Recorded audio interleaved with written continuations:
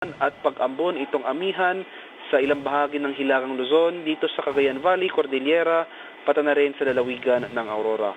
For Metro Manila and the rest of Luzon, magpapatuloy itong generally fair weather conditions, maliban na lamang sa mga tsansa ng pag-ambon o light rains na dala ng amihan. Sa kalagayan naman nating karakatan sa kasalukuyan, walang nakataas na gale warnings anumang baybay na ating kapuluan. Iba yung pag-ingat pa rin sa ating mga kababayan na maglalayag, especially dito sa northern and eastern sections ng ating bansa, dahil posible pa rin tayong makaranas dyan ng katamtaman hanggang sa maalong karakatan. Dan, para lang mas malinaw tayo, kailan ba lalabas sa Philippine Air Responsibility itong si Kerubin? Actually, inasan po natin na within the next 24 hours ay hihina ito bilang isang low pressure area na lamang. Pero yung lagi po natin binibigyan din, huwag po tayo maging kampante dahil kahit na low pressure area na lamang ito sa mga susunod na oras, posible pa ito magdulot ng mga pag-ulan, especially sa eastern section ng Visayas and eastern section of Mindanao.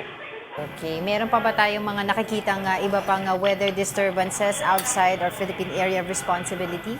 Bukod dito, wala naman po tayong iba pang low pressure area, anumang sama ng panahon na binabantayan within the vicinity of PAR.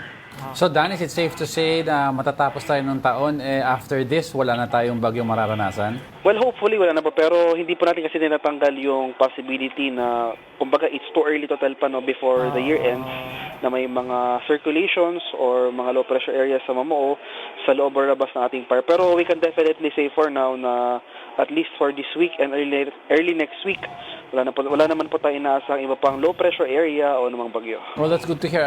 Dan, of course, ang dami nagtatanong kasi December na, and of course, inaabangan ng lahat na yung amihan na lumamig pa ng gusto. May impact ba itong si Kerubin sa amihan natin?